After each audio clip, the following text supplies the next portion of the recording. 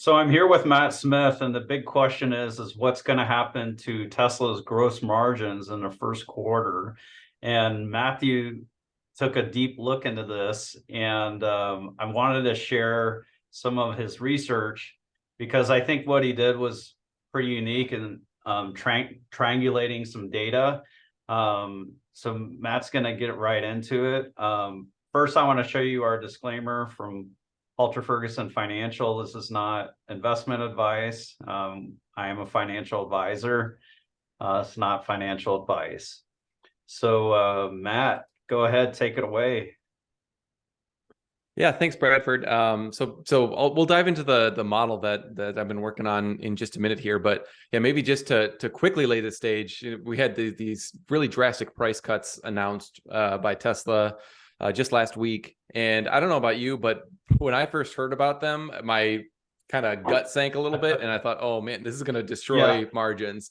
Like 8 to 20% margins, kind of, or price cuts depending on the trim level. It seemed like that was when you're talking about the neighborhood of like 25% gross margins.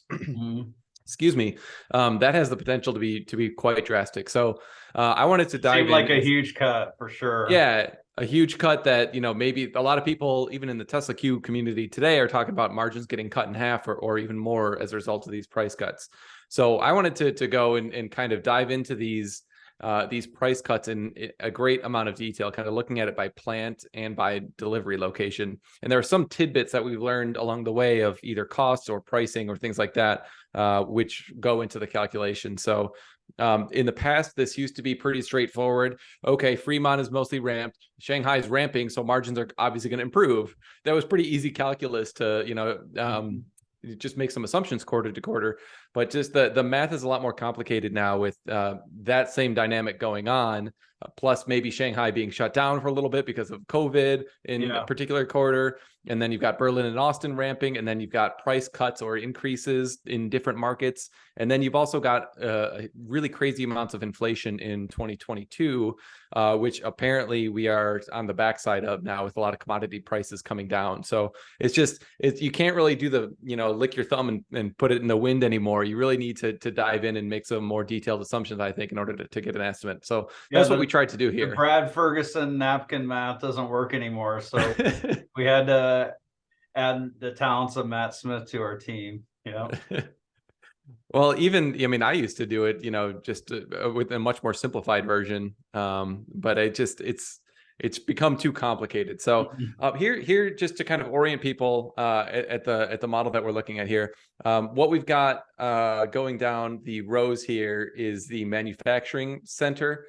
So Fremont, Shanghai, Berlin, and Austin for Q1 by model within there. So obviously Fremont makes all three models, but then Shanghai, Berlin, and Austin make only the three in the Y, or in case of Berlin and Austin, just the Y. But then also, to which market are these going? So that's particularly important because one note that we got from Martin Vieca a couple quarters ago, or maybe it was just a couple months ago, was that the made in China Model Ys, which were exported to Europe, are the highest gross margin cars that Tesla has. So that actually was a little bit counterintuitive to me. I would have assumed it was the Model S and X. So when you've got that level of detail, you can go and adjust your assumptions within these tables to make sure that math checks out.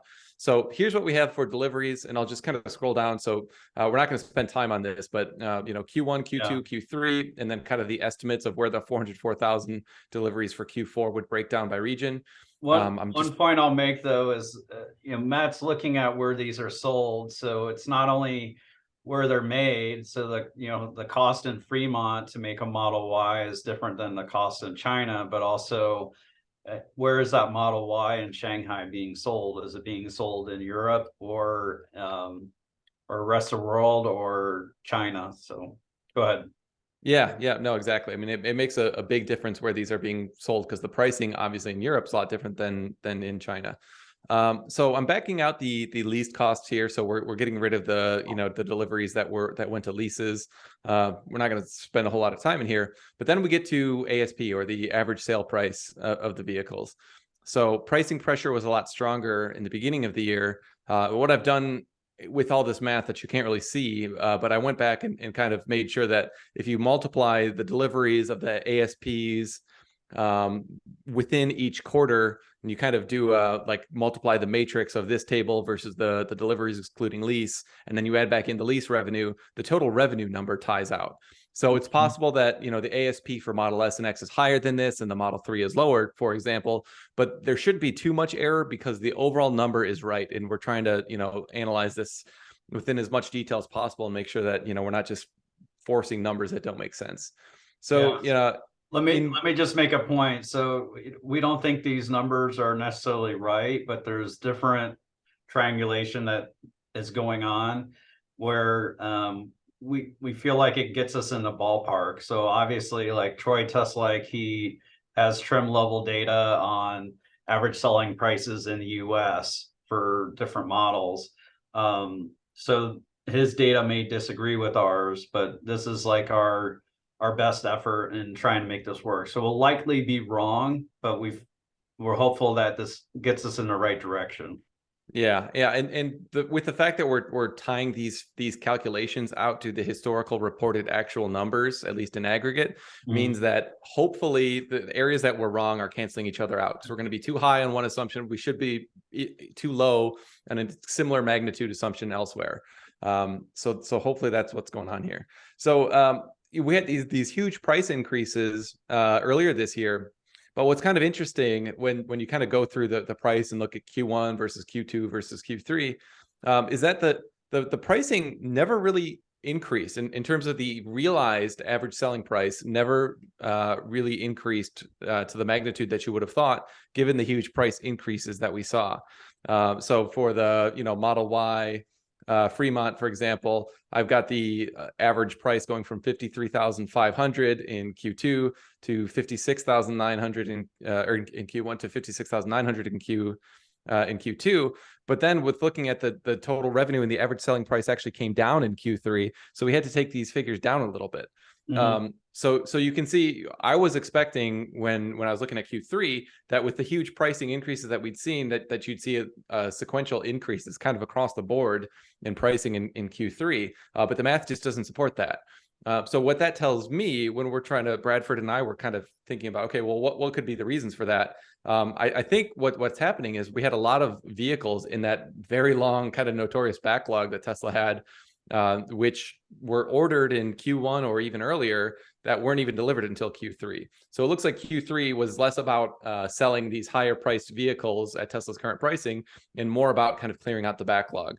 So when we're looking at the kind of margins in Q3, a lot of people are thinking, oh, look at the huge price decrease that we're going to have in 2023 now because of the huge price increase that we're seeing relative to the list price that was in effect in early 22. Well, my retort when looking at this data is, well, it looks like Tesla actually never realized those high price increases when you look at their ASPs. They were listed, not but fully, they were not sure showing up in the financials. And so that's kind of interesting. One of your friends on Twitter reached out to me, and they're a fleet operator. I don't know if it's you know, Mr. Green EV or whatever, but they did confirm it. Yeah, it was them. They ordered 1,000 Teslas in I think it was like Q1 of 2021 or something like that. And so they got that pricing, and Tesla took a while to deliver them all to them. It definitely was not at the highest price. Right. Well, and you had the Hertz order for 100,000. I mean, those were clearly still being delivered in Q3. And actually, I had the Mr. Green guys here in Michigan back in October. I was having lunch with them one day, and they were like talking about how they were canceling these orders at the newer high price area. So there's a lot of like active order management going on by these larger sized companies that are taking multiple deliveries, which is of course what you'd expect. But the point is, you know, Q3 actually saw an ASP drop, which almost nobody was expecting. So when we're projecting margin softness from these price cuts, you can't just compare the list price drop to the gross margin reported, like the actual gross margin reported drop, because those are very different things. So with that, with Q4, we had the Chinese price cuts, which hit in that market. So this, I don't have the label right here, it's up above, but this row or column S here is the Chinese market. So you can see pretty drastic price decreases in Q4 that we're expecting, because we had those pretty large price cuts that happened in October, and then some additional incentives later in December. So the rest of the world didn't seem to have too drastic cuts. So the ASPs are for the most part flat in the other markets. What we might see happen in Q4, and I'm not sure if it will or not, but we may actually see those higher priced orders start to manifest themselves in Q4 in the other markets. But I didn't model it that way, because even if we do, they're going to be reversed immediately in Q1. Yeah. But that could be potential short-lived upside for the Q4 results. So you're saying Tesla, sold more in Europe and in the US before that final week or so price cuts happened. Yeah, exactly. So they had 9 months or however long it was of those really high priced orders or high list prices for Model Y and Model 3 and all those, and maybe a good chunk of those higher list price orders were actually delivered in Q4. To me, that seems plausible, but I didn't want to kind of bake on some upside, because even if it is, the market's going to probably ignore that anyway, since these price cuts are coming down. So I think it almost doesn't matter whether they've got one period of kind of extraordinary quarters or margins. Yeah. And a short-term thought is whether the market even gives them credit for a good Q4, because they'll be worrying about margins in Q1. Like, I don't think they're doing this kind of math here. Yeah, I don't think so either, but we'll be kind of curious to see. So we'll get to Q1 in a minute, because I think that's what's most relevant for these price cuts that we're talking about. But next in this model is going through the same exercise, but on the cost of goods sold. So let me just point out something on the cost of goods sold, or maybe you're going there, but the Shanghai Model 3, like, we're assuming that it costs $8,000 less to make in China. We're assuming the Model Y costs $10,000 less. Martin said it was like the best. The China or 9,000. Sorry, I was looking at Canada. Yeah, no, that's all right. I'm assuming a little bit of extra shipping costs there. So yeah. So like Matt's making some educated guesses here, based off of what we know about Tesla, and the ones to Europe from Shanghai it's adding shipping costs. And generally speaking, those are higher trim as well. So those are going to be a slightly higher cost, because there'll be some more dual motor and extra options relative to what's preferential in the Chinese market. So there's lots of different variances that we're trying to hone in on here. And then to the point we made earlier about trying to hone in on some comments that Tesla has released in the past. One of the things, I think it was disclosed to like a JP Morgan site visit or something like that. I think it was to Fremont. Was they actually said that the made in China, I think they just said the Model Y specifically, but I assumed it was related to the Shanghai Model Y, was actually cheaper to produce from a cost of goods sold basis than the Model 3, which seems kind of crazy, because the Model Y is a higher price, it's a larger vehicle. But with the gigacasting and with a lot of the just manufacturing improvements that were rolled out to the Model Y, it certainly seems plausible to me that actually could be a lower cost of goods sold item. And obviously it's going to be at a higher ASP. So the gross margin difference is really quite drastic. So I made that assumption here that, there's roughly $1,000 cost of goods sold benefit from selling the Model Y relative to the Model 3. So these are the sorts of things that we're trying to hone in on. Because of the weight that it costs more, but because of them installing this line in Shanghai a year later with the efficiency improvements, really the bigger parts for the panels and the windows and stuff like that, it doesn't matter as much. What matters is the efficiency of it all. Yep. So then cost of goods sold, Q2, we definitely started to see the inflation effect kind of rear its head. So, pretty significant increases $1,000 to $2,000 roughly.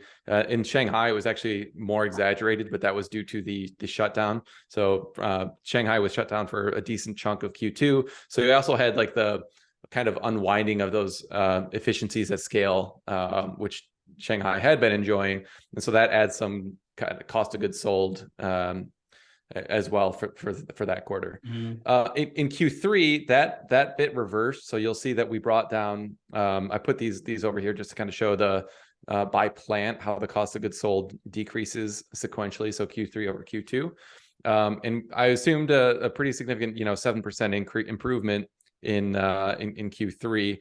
Which basically gets you back to where they were in Q1, slightly more efficient there, because I'm assuming there was some deflation as well. And so you're seeing that with the rest of the plants as well. So I'm assuming that S and X stayed roughly the same, but then the other plants, I think, are starting to see some of the benefit of the deflationary forces that we're seeing. And again, this Q3 in particular, all these quarters were tied out to the actual financial results. So it's possible that some of these figures are off. That's what's showing on the right, the gross margin, excluding leasing and credits. Matt's going back to that. So those all match, even if like they're wrong for some of the models, we're matching back up to that. Yep. And Q3 also had some kind of negative foreign currency impacts, and so I tried to make an estimate of what this figure would be without that. That looks like it's going to reverse in Q4. So trying to just hone in on what's the kind of magnitude of the opportunity. But then what you'll see is Berlin and Austin, which are ramping, have costs that are very high, just because they're at such low volumes. So this was something that happened during the Shanghai ramp. Within the very first couple quarters, it was super inefficient. Obviously, with the Fremont Model 3 and Model Y ramp, you had the same sort of situation. A new ramp is going to negatively impact your margins, but I think that's going to really improve. I mean, and one of the comments that we got from Martin, which is another way that we triangulated this, actually it was on Zach on the Q3 call. He's indicated that if you exclude Berlin and Austin, the gross margin from Fremont and Shanghai was approaching 30%. So I went and tried this math, and I was coming up with 29.5% gross margin with the way that these ASPs and cost of goods sold and the delivery split works itself out. So that's another kind of indication that, okay, we're on the right track here. And you can see, I mean, that's over a 3% hit to your gross margin just from those factories ramping. So that's going to certainly improve in Q4 when you've got a lot larger quantity of deliveries coming online. And then that's also going to help in Q1 and beyond. So what I'm assuming here, to get to the Q4 assumptions, since we don't know these yet, we're making assumptions. I'm assuming you've got some deflationary benefits continue to manifest. Just with lower lithium carbonate prices, lower steel, lower aluminum. I mean, all the different commodities are really coming down. And then on top of that, even even the trucking costs from the factory too. It's a big one. Yeah. Yep. Yeah, definitely. So those logistics costs are coming down. There's also less expedite costs, which since they're kind of ending the wave, at least partially. So that's going to help on your realized cost of goods sold as well. So you can see here, we're essentially assuming 3% improvements in Fremont, which translates to, roughly $1,000 on a Model 3 Fremont, somewhere in that neighborhood. So nothing crazy, but we think it's a reasonable amount of efficiencies to see.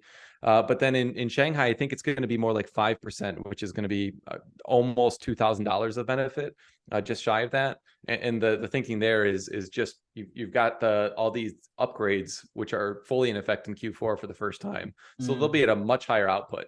And when we saw what Shanghai being down for what was it, 6 weeks, I think, in Q2, how much that really impacted the gross margins.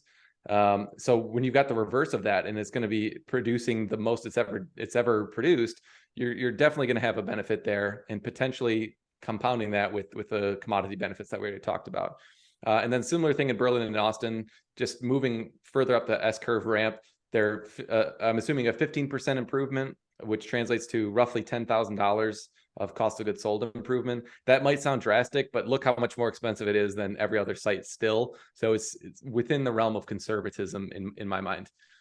So with these kind of this sets of assumption, yeah, go ahead. hang on. So in Shanghai, even in Q3, they didn't have a full quarter with the new upgrades. So That's right. even though they closed for the last week in December of Q4, they had those upgrades in place and the people in place for the whole quarter. You didn't have the 3 lines shutting down and then for a week or more, and then the Y line shutting down, and then the 3 shut down again. So yeah, Q4 we should definitely see some improvement from the cost there in Shanghai. Yeah, and just to kind of put some perspective to that, so Q2 was only 113,000 deliveries estimated. 50,000 or 60,000 more roughly in Q3, which is a huge improvement. So that's why I think you saw that cost of goods sold improvement. And then we're assuming another 30,000, roughly just under 30,000 in Q4 relative to Q3. So these improvements will certainly continue to manifest themselves, I think. And I think I always try to shoot for conservative, kind of middle of the road assumptions. I want to have an equal shot at being both too high or too low or too aggressive or too bearish with any of these assumptions. So it wouldn't surprise me if the cost improvement out of Shanghai was double what I'm assuming here. So if it's $4,000, for example, I don't want to model that, but it's at least within the realm of possibilities to me. So when you do that, I'm getting to a gross margin excluding leasing and credits of 26.7% in Q4, which is slightly better than the level in Q3. So essentially, what that's telling you is the benefit of the cost of goods sold improvement is offset partially, but not fully, by the lower ASPs in China. So this is kind of a baseline, and to me that smells about right. It could be a little bit higher, I think, because you've got the dollar actually appreciating depreciating against the kind of global basket of currencies. So by my math, last quarter that was just under 0.5% or just under 1% of kind of hurt to the gross margin. The dollar's done almost the exact opposite in Q4 that it did in Q3. So it should be, just under 1% of a benefit in Q4, I would think. So that kind of sets the baseline. And then, go ahead. My opinion that this is just me napkin math. I know we're doing not napkin math, but I feel like it should be even better in Q4 because the 60,000 units that Tesla added over this Q4 essentially went to Europe and the US, and that's where their prices are the highest. So I'm hopeful it'd be higher, but I don't mind a little conservatism here. Well, it should capture that with the way that we've done this, though, because you've got your cost of goods sold for Europe here, and your deliveries. If we scroll back up, so your deliveries to Europe, which is column R here, we're only 37,000 in Q3, and it's a lot higher. It's 61,000. So you're getting an extra, 30,000 exactly like you said of deliveries at these higher gross margin products. And I've actually got this gross margin chart on here. So let's take a quick look at that. So 45% gross margin for the Model Y. This is an estimate. Don't take this as gospel. But for the Model Ys made in Shanghai and delivered to Europe. So you've got obviously kind of increasing the weighting of that as your product helps a lot. But it's offset a little bit by the Shanghai weakness. You can see how these margins compressed a little bit in Q4 per our assumption. Yeah. So it should be capturing that, Bradford, but it's possible that any of these numbers are wrong. Yeah. Or let's bring it home with what we found in Q1 or what we're modeling. Sure. So looking at Q1. This is kind of fresh. We've been trying a lot of different figures here, but so for Q1 2023. Oh yeah, look at this. Down. I'm still not used to my my 2023. It's just mislabeled. Okay. So Q1 2023. we assumed 10% price cuts. Not price cuts, 10% ASP reductions relative to what we assumed would be realized in Q4. And this is a really important point to understand. Like we were saying earlier, the price cut or the higher prices that Tesla was, had in effect for most of 2022, it appears to us were not realized in the financial statements. And so we're assuming again that they were not realized in Q4. And so then these ASPs are not at 10% cut from the list price, but it's a 10% cut from the realized ASPs that Tesla had within each market. Okay. So this is a really, really important point to understand what this is. It's not a price cut. It's an ASP reduction. And so what that might be too aggressive even, but it's not clear exactly if it is or not. But so that's what we've assumed here. A lot of it's going to depend on the trim mix, obviously, because some models had a 20% reduction. But again, I don't think those higher list prices were ever realized. So I do think 10% is reasonable and maybe even a tad on the conservative side. Then for cost of goods sold, so when that's you say conservative, you mean too high? Too much of a reduction. So okay. Yeah, okay. I think you think that minus 10% might be slightly too high. Okay. Might be slightly too high because I mean. Yeah. Okay. We'll move on to the COGS. That's fine. Sure. So cost of goods sold, again, mostly due to higher throughput and then the commodity price improvements. I'm assuming 3% improvement out of Fremont. Keep in mind, Fremont is still ramping. Like they've increased capacity higher than I thought they would. They're listed at 650,000 units right now per year. They're not hitting quite that amount yet. But I do think the combination of Fremont ramping a little bit, just squeaking a little bit more efficiency out of the plant, and then the lower commodity prices that we've talked about a lot are probably going to result in a modest price improvement here. So that translates to roughly $3,000, $2,000, somewhere in that range, depending on which model you're looking at, of cost improvement. This is not assuming that Tesla realizes the battery pack credits either. So starting in 2023 with the Inflation Reduction Act, there's this $35 per kilowatt hour pack credit, which could potentially be a benefit. It certainly will be a benefit for the 4680s. I think it will maybe not be a benefit for the Panasonic made 2170s, which is the majority of this. You've done some good work on this, Bradford, though. What's your thought on? Panasonic is definitely disputing it, and maybe they're like, Tesla, we're taking this, and I don't know if they threatened to question the legality of their agreement with Tesla, but it's in dispute, so I wouldn't count on it from Gigafactory Nevada, which Panasonic abbreviates that to PENA, so Panasonic Energy North America, or PENA. PENA. So that could be upside. My personal thought is whatever these credits are realized, I think it's going to be below the line. I think it's going to show up on like the income tax line, so it won't be a gross margin benefit. I've talked to a couple different accountants and people who are well versed in this.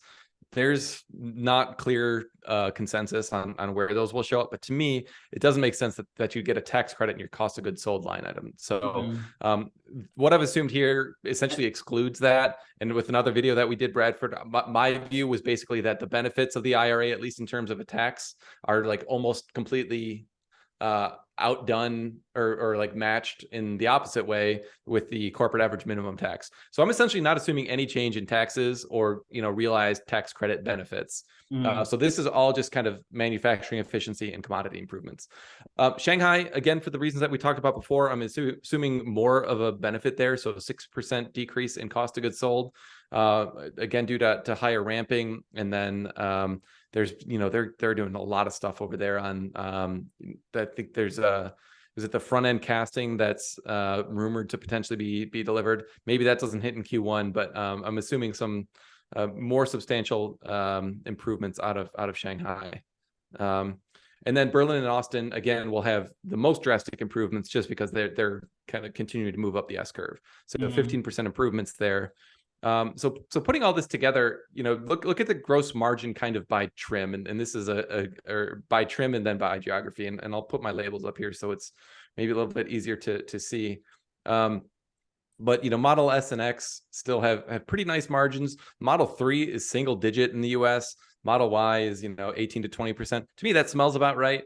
Europe still has 36 and 42% gross margins for the 3 and Y, and then China's are compressed a lot lower. I know Troy is assuming that the Chinese margins will be lower than this. I'm not entirely sold on that, but that's one way that could pan out. And then 16% and 8% margins in Europe for Berlin and Austin, respectively. So that's kind of where I'm coming out right now. To me, it like I said, it smells about right, but could be wrong on any of these assumptions. So then what's the big number? Oh, we got deliveries too. Yeah, so deliveries, I got pretty bullish on deliveries. I forget where I had, but I think I was around 445 or 450 before the price cuts. But I think 473. That's what I came up with. It's possible again that's too aggressive. But they've got a lot of inventory, a lot more than they've had before. And you saw how quickly that cleared out when these price cuts came through. So remains to be seen, and we'll kind of hone in on this, but over time. But to me, this seems like a reasonable estimate given how much demand should be spurred by these price cuts. Mm-hmm. So again, you're making some estimates on how these get split between all the different geographies. But what this comes out with is this kind of calculated gross margin excluding leasing and credits of 23.4%. And so that compares just for example with 26.7 previously. So instead of the 5 to 10% gross margin hit that I was somewhat expecting, instead we've got a roughly 3%, so 3.3% hit to gross margin, which is really not so bad. And then so when you plug that into the kind of Tesla reported model, which I think is the thing that gets more attention than this gross margin excluding leasing and credits. That's not a metric that most people look at. But it's one that I think is most effective for doing the kind of napkin math. So then if you plug that over in where is my gross margin? Sorry, everyone. Here it is. So if you take the minus, what was it, 3.7%, I think. Oops. Well, let's just go, so 20, that'd be 20.2%. So if you do that, then your reported gross margin is still 23.8%. So I know when Bradford, you recorded that short video, we were doing a version of this math which showed 25%. Went slightly more conservative on a few of these numbers, but we're still at like round up to 24%. That is a huge win in my mind. Yeah, I think it's also very reasonable. That whatsoever. No, I don't think so either. Where'd you get the 20.2 from? So just it was a 3.7% reduction in the auto gross margin excluding credits. And so this is a separate line that I use. So the math that we were just looking at on that other sheet is all for kind of like building up the assumptions into the earnings model that I use. Okay. And so in order to have it kind of flow into the format of this model, I just reduced the manufacturing margin here. Okay. So it's just I built up the leasing slightly different in this model versus the I got you. So you're adjusting for the leasing. Okay. Yeah. So so that's essentially the takeaway is, oh my gosh, this is much less bad news than I thought it was initially. 23.8%. Like, yeah, when I first heard that news, I thought, oh my God, the margins are going to be below 20%. And, then you started sharpening your pencil. I started thinking about this. So I think that's great news. This is no guarantee that it'll be above 20%, but, there's a lot of math that went into that. Of course, there's a lot of assumptions, but what Matt was doing there was making adjustments for various things, such as, okay, well, the cost in China is different than the US, which is different than Germany, and all these different things. So I think it's really cool, the work that you did. And I wanted to share this just so people could, one, learn from it, to understand how can you kind of back into these things, off of like some statements that Zach Kirkhorn made, that Martin Vieca, etc. I thought it was just a brilliant work, and I wanted to just showcase you. Well, thanks. It's I'm a bit of a in my Twitter bio, I have finance nerd in there because like I love the challenge of Zach Kirkhorn said the margin excluding Berlin and Austin is 30%. When I put that in my model, I don't get that number. So my model must be wrong. So how can we make this better? I mean, that's the kind of analysis that I love to dig into. But yeah, I think doing this level of detail is kind of what you need to do, and kind of cross-checking it with both the financial data. Like if your numbers don't tie out to what Tesla actually reported, then your numbers are wrong. So just go fix them. And then same thing with just, anecdotal comments like the Model Y made in Shanghai, delivered to Europe, is the highest gross margin car. That's really useful data. Great. Let's go model that out and make sure that our model kind of reflects that, so that these shifts like you're talking about with relative from Q4 to relative to Q3 are then running through your model, and you're not just kind of blending everything and missing all the nuance. So yeah, it's fun stuff. I like doing this, and happy to share it. So what we didn't talk about was Megapack and what's going on at Lathrop, and Matt and I are Lathrop. I don't know. I've gotten yelled at for saying Lathrop. Lathrop. Okay, there we go. And it's NVIDIA, not NVIDIA or whatever. NVIDIA, I thought it was. So we're gonna be checking out Lathrop next week, or actually 2 days. Yeah. And we'll be interviewing the CFO of Air Test Systems the day after. So we're excited to check that out. Curious to see what we find out, and we'll be excited to share it with you all. Any concluding thoughts that you didn't share already, Matt? No. I mean, definitely excited to do those couple things this week, and then obviously we've got Tesla earnings next week, so we'll be sharpening our pencils yet again once we get those. See what we were wrong on our Q4 assumptions for, and go back and run those through Q1. So exciting times right now for sure, and it's been a tough time, but I think a really opportunistic time to be an investor in a market like this. Mm-hmm. And I'm guessing our report on Tesla is going to be about 10 pages. Not trying to overhype things, but there'll be some stuff in there about Megapack, and we're trying to model that out. And we're definitely more aggressive than Wall Street currently is on how they're modeling Megapack. So we hope you enjoy that. That'll come out after Tesla's earnings, and I'll just say bye for now. Thanks, everyone.